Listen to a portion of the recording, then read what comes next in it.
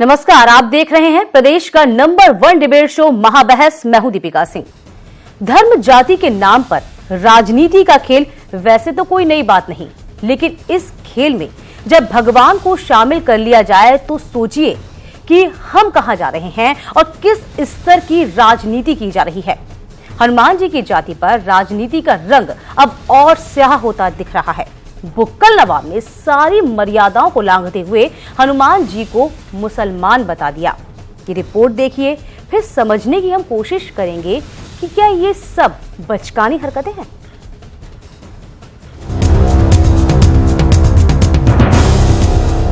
श्रद्धा पर सियासी नौटंकी का ऐसा नजारा शायद ही कभी नजर आया हो, लेकिन कलयुग के कलंदरों ने संकट मोचक की जाति पर ही संकट ला दिया। यहाँ तो भगवान की पहचान बताने की होड़ लगी है। राष्ट्रीय अनुसूचित जनजाति आयोग के अध्यक्ष नंद कुमार के हिसाब से अनुसूचित जाति के थे हनुमान। तो मुझे ऐसा लगता है कि ये जो वर्ग है ये जनजाति वर्ग में था। सत्यपाल सिंह का दावा ये कि आर्य थे भगवान। देश के अंदर आर्य यहीं के मूल निवासी थे और हनुमान जी और भगवान राम वो आर्य थे। हरिओम पांडे ने पंडित जी की पदवी दे दी। हनुमान जी को कहा कि वह पंडित थे और सारी चीजों के ज्ञाता थे। तो लक्ष्मी नारायण को हनुमान जी जाट नजर आए। तो जो हनुमान जी की प्रवृत्ति है वो जाटों की प्रवृत्ति से मिलती है, इसलिए मैंने कहा एक हनुमान जी जाट ही होंगे। अभी ना समझो कि ना समझ हरकत पर हैरान ही हो रहे होंगे हनुमान जी कि बीजेपी के एमएलसी बुक्कल नवाब ने अपनी बेअकली का नायाब प्रदर्शन कर डाला। बाकी सब जाति बदल रहे थे, बुक्कल नवाब ने तो पूरा का पूरा मजहब ही बदलते हुए महाबली को मुसलमान बता दिया। इसीलिए हमारे यहाँ जो नाम रखा जाता है मुसलमानों के अंदर रहमान, रमजान, फरमान, जीशान, कुर्बान, जितने भी नाम रखे जाते हैं वो करीब करीब हनुमान जी पर ही समझ रखे जाते हैं।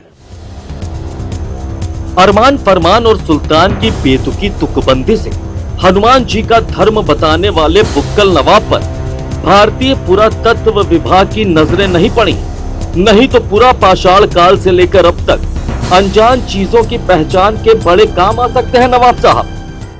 रावण के दरबार में रावण ने हनुमान जी को बानर कह दिया था कि बानर की औलाद, तो रावण का नाश हो गया।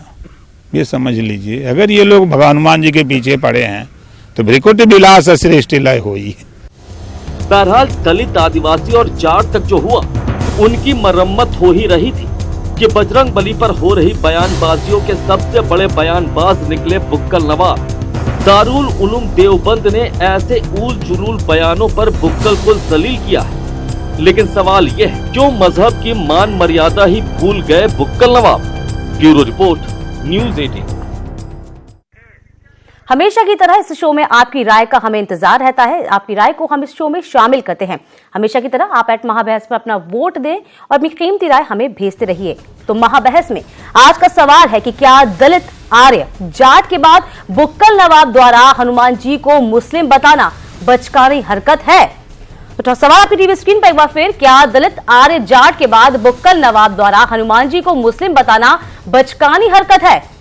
@महाबहस पर आप अपनी राय रख सकते हैं। आपकी राय का हमें इंतजार है।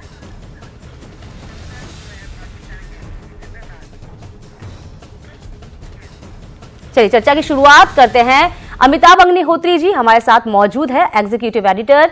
डॉक्टर अजीज खान है, प्रवक्ता सपा। दीपक सिंह है, एमएलसी कांग्रेस।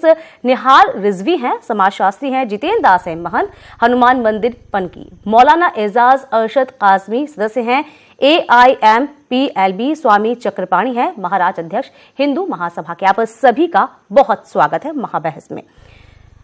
अमिताभ जी, बुक्कल नवाब ने जिस तरह का बयान दिया है वो बचकाना है, इसमें कोई दो राय नहीं है, लेकिन कहना क्या चाहते थे ये समझ से परे है। चूंकि मुस्लिम धर्म की हम भी बात करते हैं, वो तो सबको पता है वो कब आया है।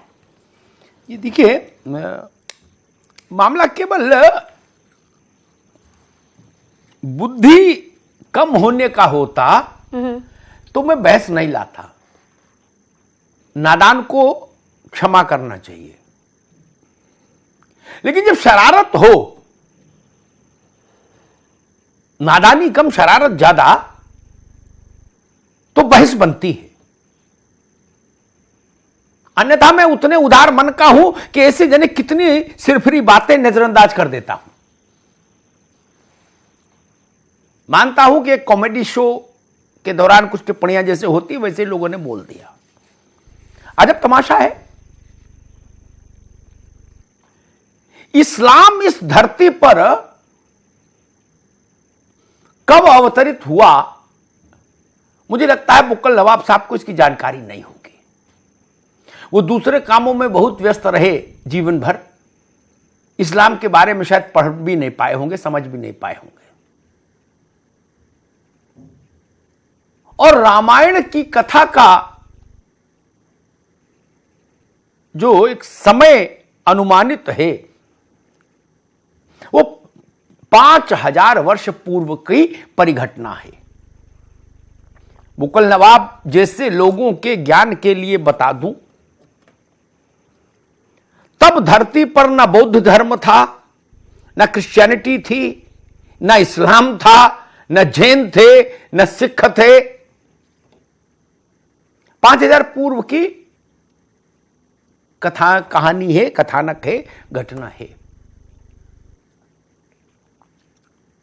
राम के कुछ समय बाद कृष्ण का अवतार हुआ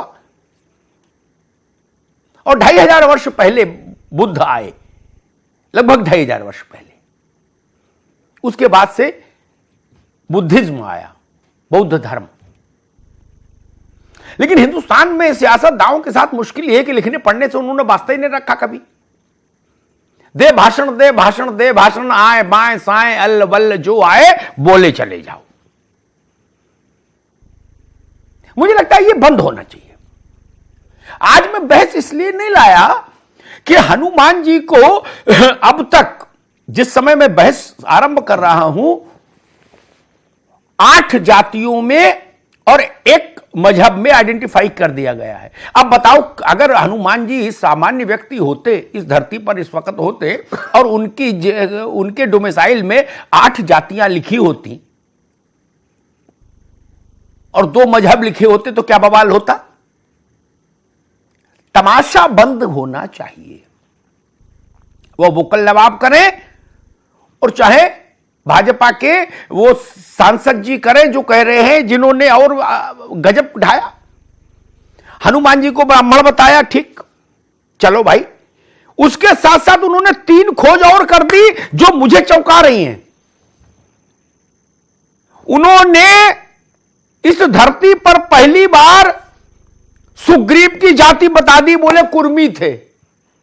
अब पता नहीं केशव प्रसाद मौर्य जी सुन रहे हैं कि नहीं, और स्वामी प्रसाद मौर्य बताया सुग्रीव कुर्मी थे, गजब। बाली यादव थे, एजाज साहब सुने, अजीज खान साहब, बाली बताया बाली यादव थे। यही नहीं रुके, पांडे जी सांसद जी उन्होंने कहा जटायु मुसलमान था। ये वो बुक्कल नवाब से कंपटीशन कर रहे, बताओ। अरे बुक्कल नवाब के समय में की बुद्धि में इस्लाम जहां खड़ा वही उनकी बुद्धि में भी खड़ा, सांसद जी की भी। गजब। ये विचित्रताएं बंद होनी चाहिए, ये प्रहसन बंद होना चाहिए। कम से कम उन प्रतीकों को छोड़िए। आप लोग आपस में कम हो कॉमेडी के लिए, एक दूसरे पर कॉमेडी करो, हमको भी अच्छा लगेगा, जनता को भी अच्छा लगेगा। भाई रात में कॉमेडी शो आता है ना, दिन में आप लोग करो, जनता भी आनंद लेगी। लेकिन परमात्मा के लिए हिंदू देवी देवताओं को या पैगंबर साहब को या ईसा मसीह को या गुरु नानक को या भगवान बुद्ध को, भगवान महावीर को, इन लोगों को अपनी राजनीति में मत घसीटिए। बाकी आपको जो करना है काला सफेद करिए, इन पर तो रहम करो भाई। ये करोड़ों करोड़ लोगों के हृदय में निवास करने वाली विभूतियां हैं, इन पर चुटकुलेबाजी करेंगे। भारत में सत्ता का कोई किसी एक संप्रदाय के प्रति झुकाव नहीं, इसका अर्थ इसलिए इसको कहा गया पंथ निरपेक्ष राष्ट्र। लेकिन ये देश मन वचन और कर्म से धार्मिक राष्ट्र है। दोनों में विरोधाभास नहीं, सत्ता का पंथ निरपेक्ष होना ही ठीक है, लेकिन देश का मिजाज धार्मिक हो यह अच्छा है, उसमें यह तमाशा मंजूर नहीं। चक्रपाणी जी, अभी तक जितने शोध हुए, तुलसीदास जी ने राम के जन्म के समय के ग्रहों का वर्णन किया है, वाल्मीकि ने भी किया है कि जिस वक्त राम का प्राकट्य हुआ अयोध्या में राजा दशरथ के महल में, उस वक्त नक्षत्र मंडल में ग्रह कहां कहां थे। ग्रहों की पोजीशनिंग देखना आज साइंस के जरिए संभव है, एक कंप्यूटर पर उपलब्ध है चीजें, वो हमको बताते, विज्ञान सम्मत एक धारणा आती है कि ग्रहों की ऐसी ऐसी विशिष्ट स्थापना, युति, संयोजन आज से लगभग 5000 वर्ष पूर्व था नक्षत्र मंडल में। तो राम और उनसे जुड़ी कथाओं के पात्रों का अगर कोई समय माना जा सकता है तो वो 5000 वर्ष पूर्व मानना होगा। ये विज्ञान सम्मत धारणा बता रहा हूं। और इस्लाम अभी आया, ये क्या तमाशा हो रहा है चक्रपाणी जी महाराज?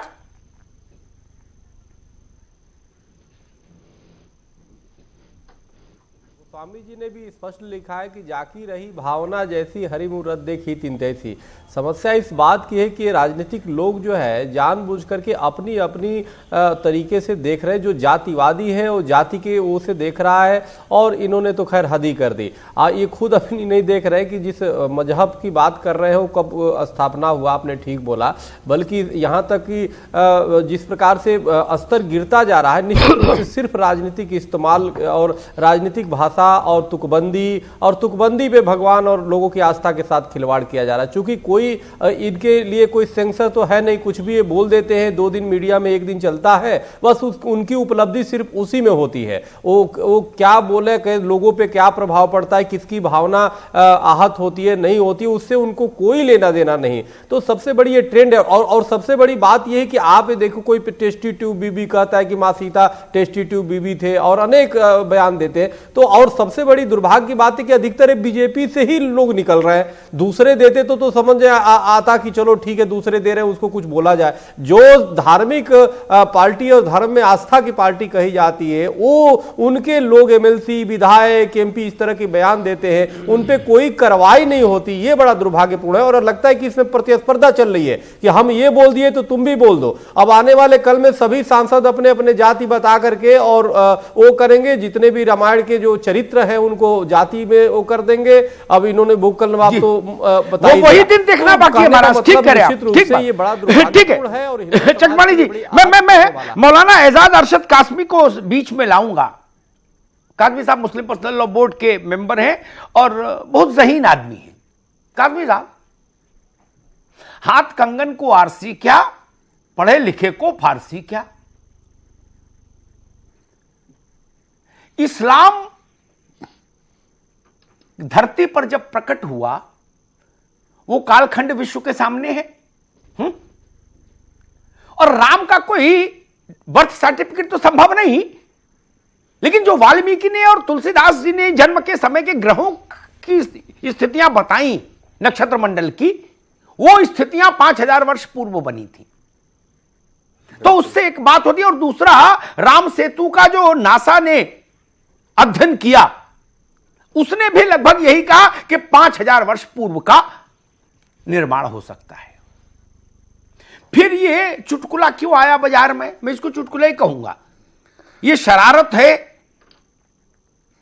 ये नादानी है, क्या है? देखिए अमिताभ जी, आपने अपनी बात जो शुरुआत ही की थी बहुत अच्छे एक सेंटेंस से कि ये नादानी है या शरारत है। मैं समझता हूँ कि ये नादानी नहीं है, ये एक सोची समझी सियासत होती है और साजिश होती है। साजिश का इस माने का कर लें कि सियासत है असल, और उसके पीछे ये साजिश रचते हैं और फिर उस पर सियासत करते हैं।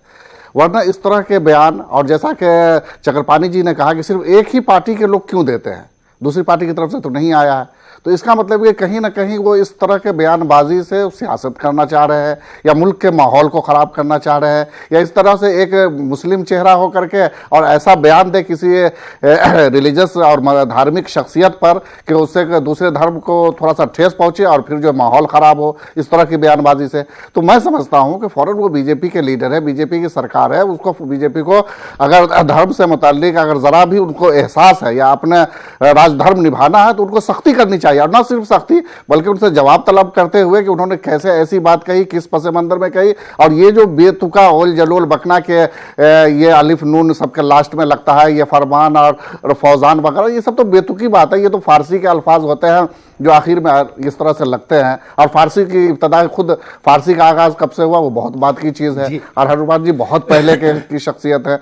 तो इस तरह की बयानबाजी से मैं समझता हूँ कि परहेज करना चाहिए। मुल्क का माहौल ख़राब होता है, दो समुदाय के दरमियान टकराव की स्थिति पैदा होती है, और कहीं ना कहीं किसी के मजहबी जज्बात से खिलवाड़ करने की इस तरह से इजाजत नहीं दी जा सकती। और मैं समझता हूं कि बीजेपी के खुद जो सीएम है उनको इनके खिलाफ कार्रवाई करनी चाहिए, पार्टी से निकालना चाहिए इनको। इस तरह का बयान कैसे दिया है उन्होंने? आपने अच्छी बात कही। मैं निहाल रिजवी साहब के पास चलूंगा, फिर राजनीतिक मित्रों के पास जाऊंगा, अजीज खान साहब और दीपक सिंह जी के। निहाल रिजवी साहब, अब नई तहजीब के पेशे नजर हम, अजब तहजीब आई है सियासत में।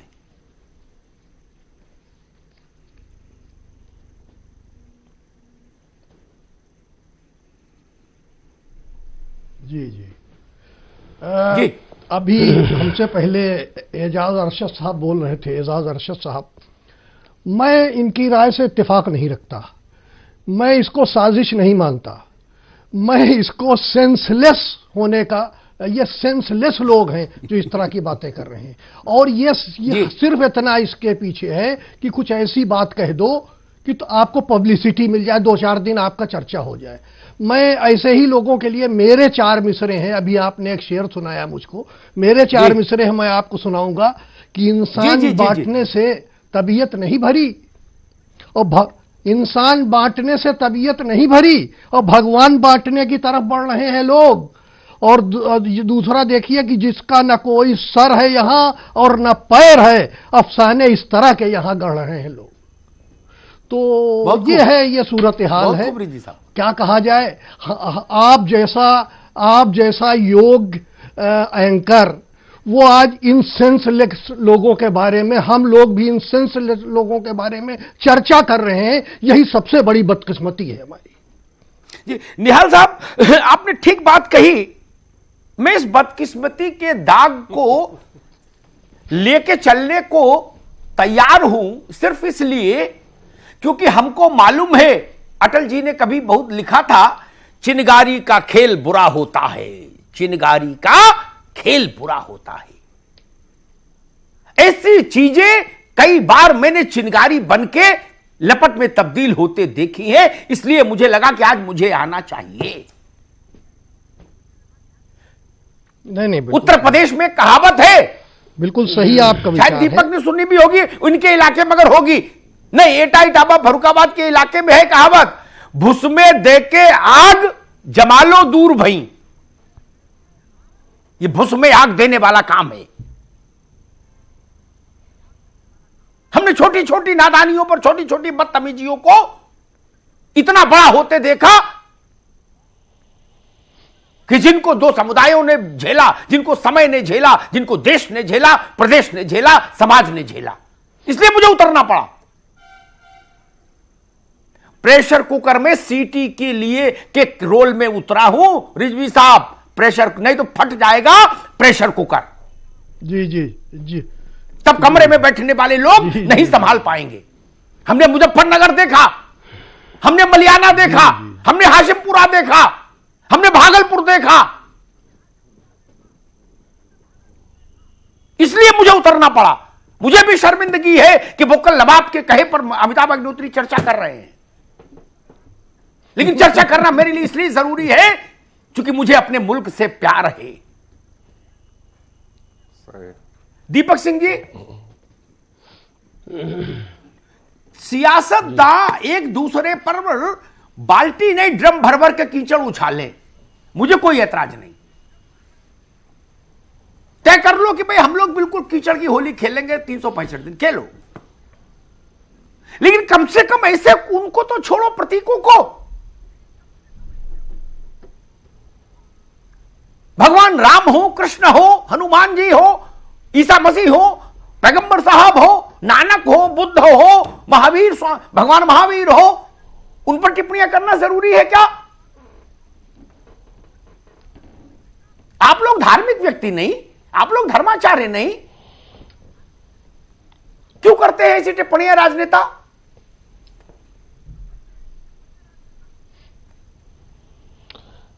अमिताभ जी, मुझे लगता है ये जो शुरुआत हुई है, शुरुआत से बात करनी हो तो बेहतर होगा। जो धार्मिक हैं, शुरुआत तो उन्होंने की थी। सबसे पहले सीएम योगी आदित्यनाथ जी ने उनको क्या क्या बोला था। मुझे लगता है बुक्कल नवाब उस श्रेणी के नेता हैं, जब सरकार संकट में थी, इनके कई सारे मुख्यमंत्री उप मुख्यमंत्री संकट में थे, सदन नहीं जा पा रहे थे, तो बुक्कल नवाब साहब ने उनको बचाया था। आज जो इन्होंने किया है, मुझे लगता है इसके ऊपर से सारे रहे होंगे, क्योंकि आप देखिए जिस तरह से छत्तीसगढ़ की हार के बाद सीएम योगी आदित्यनाथ जी पर आरोप लगे थे, तो मुझे लगता है फिर से बुक्कल नवाब जी ने उनको सुरक्षित करने के लिए, हो सकता है उनके कहने पर ऐसा किया हो। अभी तक इन 7 लोगों ने जाति बताई, इनके एक साथी ने धर्म बता दिया। अरे हमारे धर्मों में लिखा है, ये अपने आप को स्वयंभू धर्माचार्य बोलते हैं, धार्मिक हितैषी बोलते हैं। हमारे धर्म में तो लिखा है जात न पूछिए साधु की। तो इन्होंने कैसे इनको हो गया कि ये भगवान की जात बताने लगे? मुझे लगता है इनका अंत समय आ गया है। रावण ने भी 8 बार हनुमान जी का अपमान अग्निहोत्री जी किया था, आपने पढ़ा होगा। ये 8 बार हो गया। अभी इनकी 3 राज्य गए हैं। मुझे लगता है अब पूरी तरह से लंका दहन की स्थिति है, जो भारतीय जनता पार्टी के लोग कृत्य पर उतारू हो गए हैं। ठीक बात, ठीक है, रोकेंगे। मैं अजीज खान के पास जाऊं, उससे पहले 2 बातें कहूंगा ताकि बहस की दिशा ठीक रहे। कोई हारे कोई जीते, कोई पूरा भारत हार जाए, कोई पूरा भारत जीत जाए, मुझे परवाह नहीं। सरकारें छोटी होती हैं, मुल्क बड़ा होता है। मुझे चिंता मुल्क की है, सरकारों की नहीं, विपक्ष की नहीं। न मेरे लिए चुनाव परिणाम को इतना महत्वपूर्ण रखता है। मेरे लिए महत्व रखता है कि हिंदुस्तान में अमन बना रहे। छत्तीसगढ़ में कौन जीतेगा, राजस्थान में कौन जीतेगा, उत्तर प्रदेश में किसकी सरकार बनेगी, तमिलनाडु में किसकी बनेगी, ये देश के इतिहास के लिए उतनी बड़ी चीजें नहीं है। लेकिन देश में अमन रहे, ये देश के मुस्तकबिल के लिए जरूरी है। अमिताभ जी, ठीक है दीपक सिंह। और अजीज खान साहब, वही सवाल इस देश ने और उत्तर प्रदेश ने खासतौर पर इतने छोटे छोटे मसलों पर सांप्रदायिक दंगे झेले हैं, छोटे छोटे मसलों पर। उन सबको दोहराने की जरूरत नहीं। 10-5 दंगे और उनकी वजह तो मुझे स्मरण में ही रहती है हमेशा। उस सूबे में इतनी ऐसी विचित्र बात बोल देना कि जिसमें टकराव के सारे तत्व मौजूद हो, गंधक भी हो, पोटास भी हो। क्या कर रहे हैं राजनीतिक लोग?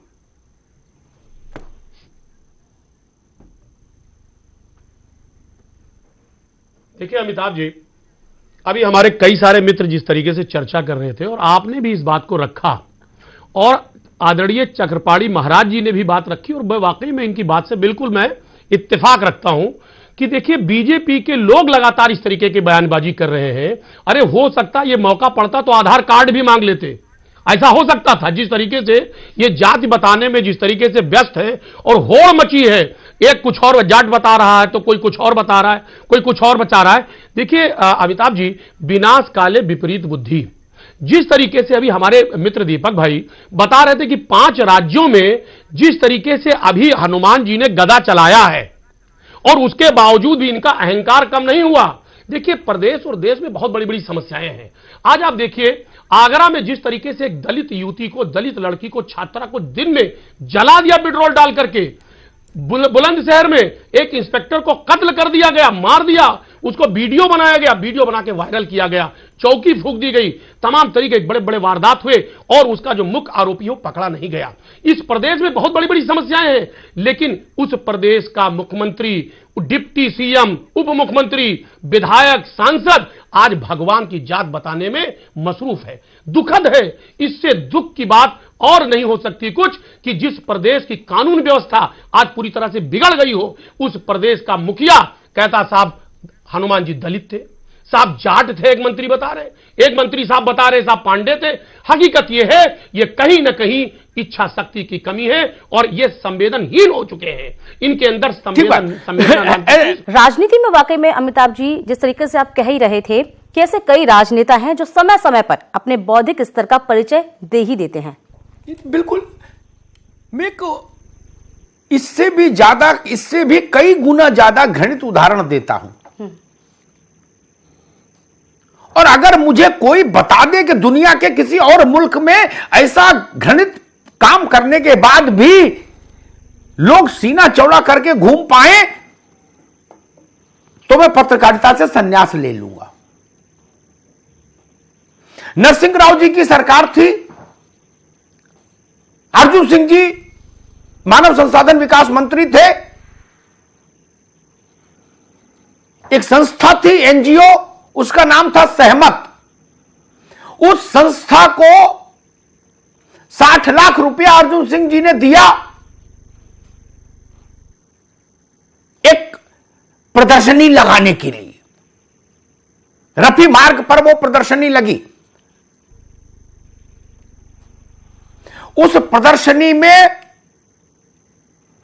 पेंटिंग्स थी, कैरिकेचर्स थे, कुछ लिखावटें थी, और उसमें मैं गया था खुद देखने। उसमें ये जो सरकार के पैसे से लगी प्रदर्शनी, उसमें यह था कि सीता जी का लक्ष्मण जी से चक्कर था। हनुमान जी, मैं उस प्रसंग को रखना नहीं चाहता, हनुमान जी के बारे में भी ऐसी बहुत घृणित टिप्पणी थी। ये इसी देश में संभव है, दुनिया के और किसी मुल्क में करके दिखा दीजिए। सरकार भी ध्वस्तमान हो जाए और सब कुछ तहस नहस हो जाए। इसलिए मैं कहता हूं सियासतदानों को सुधरना होगा अक्रॉस द पार्टी लाइन। मैं इसे और भी उदाहरण दे सकता हूं, लेकिन एक चावल दिखा दिया जिससे समझ आ जाए। अजीज खान साहब की पार्टी में भी एक नेता हैं, बड़े नेता हैं, पश्चिमी उत्तर प्रदेश से ही हैं, उनके भी ज्ञान को प्रणाम। अजीज खान उनके उदाहरण ना बताऊं ना, समझ गए? मैं सबकी बात करता हूं। निहाल रिजवी साहब, लम्हों ने खता की है, सदियों ने सजा पाई। कवाल में एक छोटा सा गांव है कवाल, आप वाकिफ हैं कि नहीं मुझे नहीं पता, पश्चिमी उत्तर प्रदेश मुजफ्फरनगर जिले में। उस गांव के एक मूर्ख दरोगा की नादानी ने 6 महीने पश्चिमी उत्तर प्रदेश को जला कर रखा था। ऐसी नादानी कैसे झेल जाए? रिजवी साहब,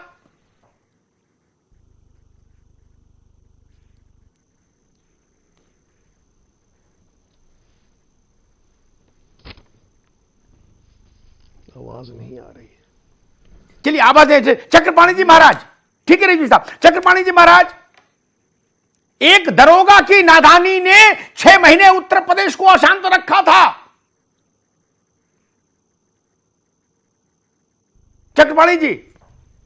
साहब जी देखिए, सबसे बड़ी बात है कि जिस जिस प्रकार से अब देखिए जाति की ही जो चर्चा हुई, अब आप बताइए त्रेता में या प्राचीन काल में हमारे सनातन धर्म में कोई जाति तो थी ही नहीं, वर्ण कर्म के आधार पर वर्ण व्यवस्था बनी थी।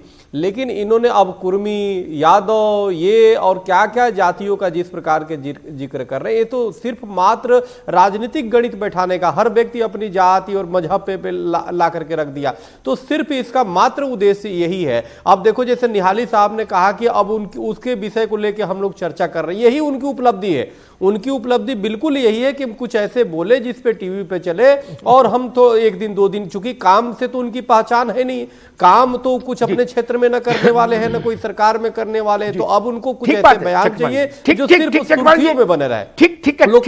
जिंदा होने का सबूत देते रहे, उल जुलूल बोल करके जिंदा। और सबसे बड़ी दुर्भाग्य की बात यह है, ऐसी मूर्खताएं इसी देश में हो सकती हैं, पार्टियां उनकी पार्टियां कार्रवाई नहीं करती। जी जहां ईसा मसीह के जन्म पर मूर्खतापूर्ण सवाल उठाया जा सकता है उनकी मां के संदर्भ में, जहां हजरत बल में जो घटना घटी थी उसके बारे में अभद्र टिप्पणी हो सकती है, जहां तथागत भगवान बुद्ध के दांत पर बेहूदी टिप्पणी हो सकती है, जहां कृष्ण को यादव बताया जा सकता है, और जहां हनुमान को और सुग्रीव को, बाली को कुर्मी, यादव और क्या क्या बताया जा सकता है, और मुसलमान बता दिया। काज़मी साहब, दुनिया के किसी और मुल्क में ये मूर्खताएं क्षमा है इनके लिए क्या? नहीं, दुनिया के किसी और मुल्क में काम, मैं समझता हूँ कि अपने मुल्क में भी इसकी इजाज़त नहीं होनी चाहिए। राइट ऑफ एक्सप्रेशन का ये मतलब नहीं है कि किसी धार्मिक शख्सियत के बारे में जो मर्जी हो अधर्म लोग उल्टे सीधे बकवास करते रहे। और मैंने शुरू में ये बात कही थी कि देखिए इसके पीछे कहीं ना कहीं कोई ना कोई सियासत होती है। मुझे याद आ रहा है कि कुछ दिनों ही पहले एक बहुत ही गैर मारूफ मौलाना है देवबंद के, मौलाना अब्दुल लतीफ़, उन्होंने बहुत पुराने एक मंदिर को मज़ार बता दिया था, और उस पर तमाम नेशनल चैनलों में जो है डिबेट शुरू हो गया। मैंने जब वो मौलाना से पूछा कि आपने क्या तथ्य है आपके सामने, क्यों बताया था, तो उन्होंने कहा कि मुझसे कहा गया बोलने के लिए तो मैंने बोल दिया, एक पार्टी नाम से कहा बात बोलने के लिए मैंने बोल दिया। मैंने कहा ऐसे कैसे बोल दिया? वो मौलाना खुद एक पॉलिटिकल पार्टी के सदस्य है। तो इस तरह की बातें कोई पॉलिटिकल पार्टी अपनी सियासत गेन करने के लिए, अपनी सियासत करने के लिए अगर बुलवाती है और सिर्फ मुल्क की फ़िज़ा को ख़राब करने के लिए करती है या पोलराइजेशन की सियासत करती है, तो उसके पीछे यही ना कुछ दिमाग काम करता है। आज भी मैं समझता हूँ कि बुक्कल नवाब साहब में इतनी हिम्मत नहीं होगी कि इतना बड़ा बयान दे दे और उस जिससे मुल्क के हालात खराब और माहौल खराब होता हो। इसके पीछे कुछ ना कुछ होगा, काज़मी साहब, कुछ ना कुछ सियासत जरूर होगी। ठीक, काज़मी साहब, बुक्कल नवाब साहब को मैं जानता हूँ व्यक्तिगत तौर पर, उनकी इस तरह की हिम्मत तो आकाश जितनी है, उनको किसी परमिशन की जरूरत नहीं, मैं उनको जानता हूं। लेकिन वो एक पर हम जानते हैं, वो गाय को राखी बंधवाने का कार्यक्रम कर चुके, वो प्रेस कॉन्फ्रेंस की चिट्ठी भेजते हैं, उसमें लिखते हैं कि नेतराम की देसी घी की कचौड़ी भी उपलब्ध रहेंगी। मैं उनकी योग्यता जानता हूं, इसलिए उन पर मुझे शक नहीं, उनकी योग्यता क्षमता दोनों से मैं वाकिफ हूं। अगर वो सेंसलेस इस तरह की बातें करते हैं तो ऐसे आदमी को विधान परिषद भी नहीं होना चाहिए, और अगर वो साजिश करते हैं तो फिर कॉन्स्पिरेसी का केसेस पर होना चाहिए। ऐसो कोई विधान परिषद दी जा रही है, बुक्कल नवाब आज से विधान परिषद में नहीं है, अजीज खान की पार्टी से भी रहे। अजीज खान साहब, आपके भी तो अजीज रहे, नहीं रहे बुक्कल नवाब सर?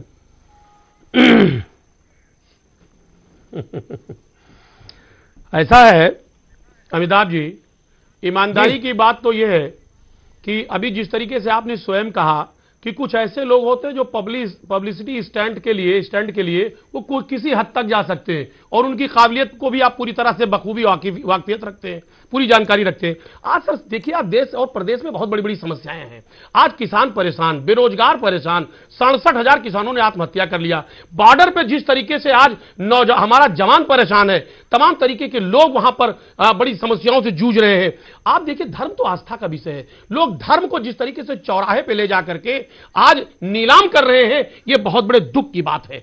यह कहीं ना कहीं आदरणीय सीएम साहब का, मुख्यमंत्री महोदय का कहीं ना कहीं निर्देश है कि आज किसी समस्याओं पर चर्चा ना हो, बेरोजगारी पर चर्चा ना हो, विकास पर चर्चा ना हो, किसान पर चर्चा ना हो। इस तरीके का उन्माद पैदा करके सारे लोगों का ध्यान बांट दिया जाए, मीडिया का ध्यान बांट दिया जाए, मीडिया इस तरीके की बात को हाइप दे और कुल मिलाकर के इस तरीके की जो मूल समस्या है वो मूल समस्या दब जाए। अग्निहोत्री जी, ये एक्चुअल समस्या है। ठीक है, ठीक है ये अजीज खान साहब, ठीक है, ये बिल्कुल यही सच्चाई है, ठीक है, ठीक है। अजीज खान साहब की बात पर एक टिप्पणी करके मैं दीपक सिंह के पास जाऊंगा। अजीज खान साहब, सरकार में कोई रहे, अभी आपकी सरकार भी गए बहुत समय नहीं हुआ, पौने 2 साल हुए हैं। जो सरकार में रहता है वो कंसेशन के लिए कुछ ना कुछ करता है कि भाई हमको कुछ राहत मिले। टीवी पर बताना ठीक नहीं, मैंने बहुत सारी सरकारें देखी मित्र, लेकिन हम अपनी बात जानते हैं। आज बुक्कल नवाब की मूर्खता पर मुझे लगा कि प्रदेश के लिए खतरा बन सकती है ऐसी बेहूदगियां, इसलिए मैं बोला। मैं किसान पर भी बोलता हूं, बेरोजगारी पर भी बोलता हूं, कानून व्यवस्था पर भी बोलता हूं। ननकू और रज्जाक के सवाल मुझसे ज्यादा कोई नहीं उठाता, और हर सरकार में उठाए। इसलिए मुझे ये चीजें, मेरा दृष्टिकोण बिल्कुल साफ है। दीपक सिंह, मैंने कुछ उदाहरण दिए थे, इशारों में कुछ सीधे जी। कुल मिला के लब्बो लुआब ये मेरे दोस्त कि सियासतदां के पास जब जब विषय कम पड़े तो वो लोग अल्लाह तक पहुंच गए, भगवान तक पहुंच गए। ये आज की बीमारी नहीं। मैंने सवाल बड़ा तीखा किया था, क्या कोई दुनिया का मुल्क है जहां की 90% आबादी, 85% आबादी के जो नायक हो, उनके बारे में ऐसी अभद्र प्रदर्शनी लग जाए और दिल्ली में संसद भवन के 1.5 किलोमीटर की दूरी पर सरकारी पैसे से सहमत नाम की संस्था और अर्जुन सिंह ने फंड दिया। दीपक सिंह जी,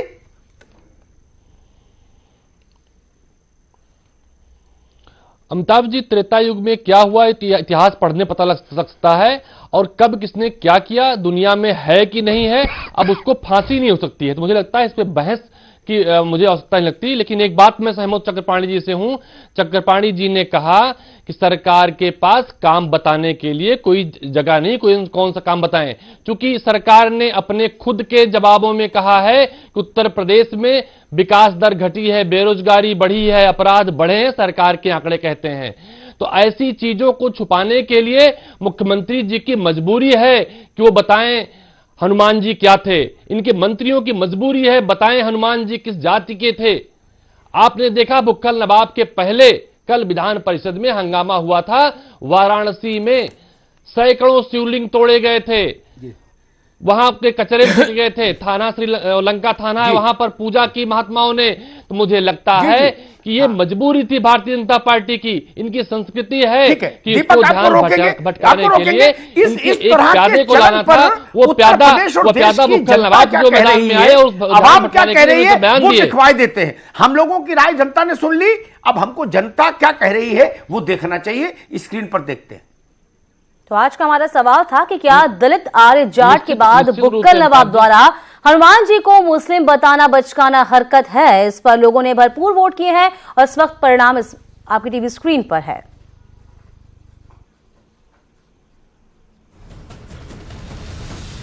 तो आज के सवाल का जवाब, बुक्कल नवाब द्वारा हनुमान जी पर जो टिप्पणी की गई थी 88% ने कहा है हाँ, 11 कह रहे हैं नहीं, एक अपनी राय नहीं बना पाए, वो कह रहे हैं पता नहीं। अमिताभ जी, 88% लोग,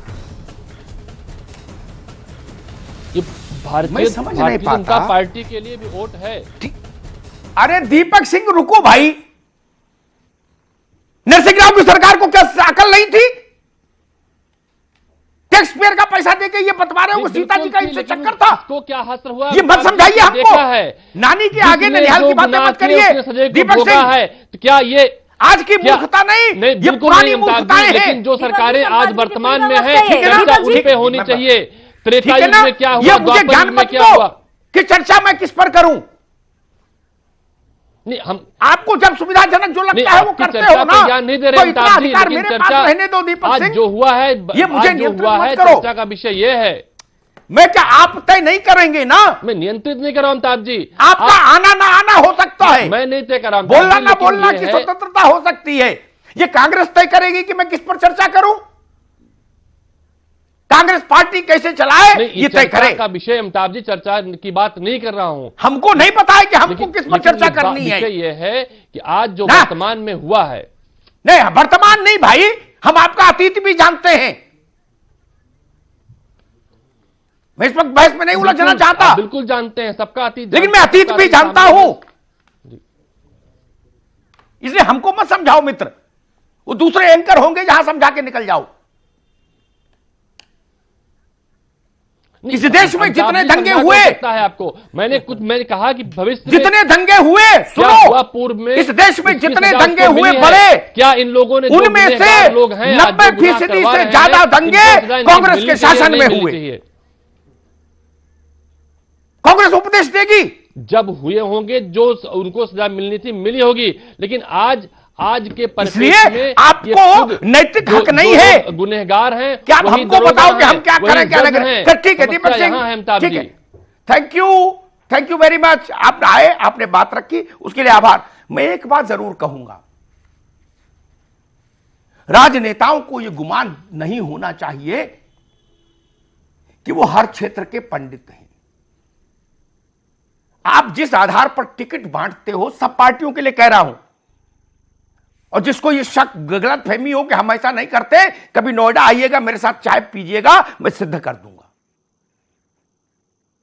जब टिकट बांटोगे काछी, कुर्मी, ठाकुर, बामन देखकर, पद दोगे यही देखकर पार्टी में, 24 घंटे इसी रंग में डूबे रहोगे, तो भगवान तक पहुंचोगे। मैं जानता था ये दिन आएगा,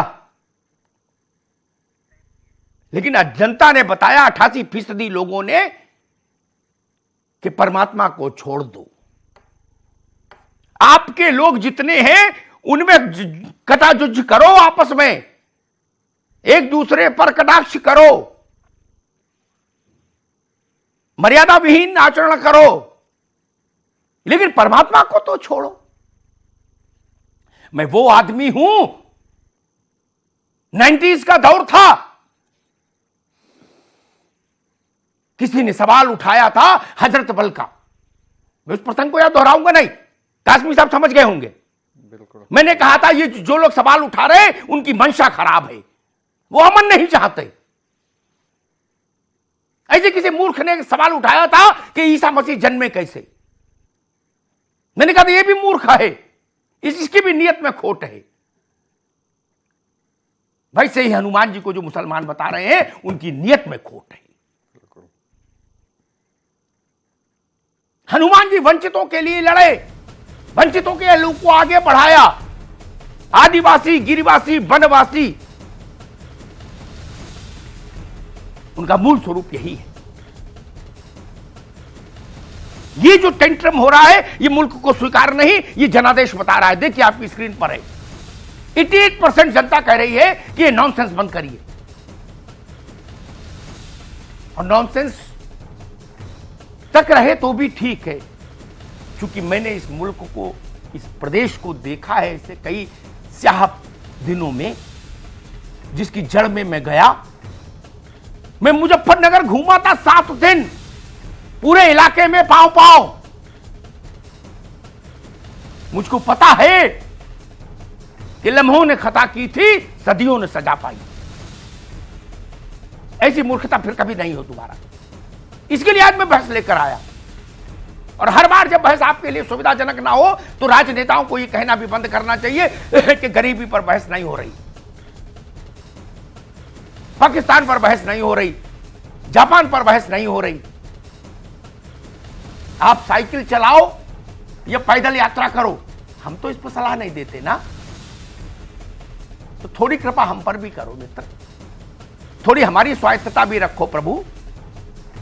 आप इटावा में किसे जिलाध्यक्ष बनाओ, मथुरा में किसे बनाओ, हम तो नहीं बताते ना।